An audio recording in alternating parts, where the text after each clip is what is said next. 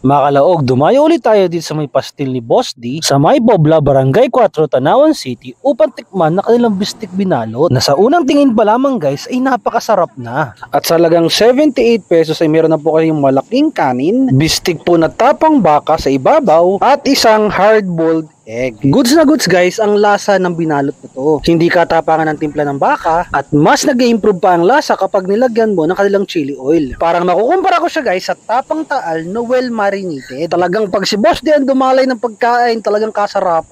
Parang may halong gayuma eh. Kaya hindi tayo tataka na talagang dinadayo ito ng mga estudyante at maging mga manggagawa kapag lunch at merienda time nila. Sino ba namang hindi matutuwa sa halagang 39 pesos sa meron ka ng jumbo chicken pastil na may pre-soup at talagang hindi tinipid sa kanyang serving. Saan dadayuhin? Ay din sa Pobla. Open po sila from 9 AM to 8 PM. Pwede pong mag-dine in, take out, or for delivery. Kaya pag pumunta kayo guys dito sa Boss D, ang una niyong mapapansin ay malalaki yung kanilang rice. Sa ibabaw po nito ang kanilang hindi tinipid at mahabang hibla ng kanilang chicken pastil. At pinaka-the best yan guys kapag pinartneran nyo na kanilang chili oil. Aba guys, try nyo na rin dito. Gaod na dito sa may Pobla at itry nyo ang pastil ni Boss D.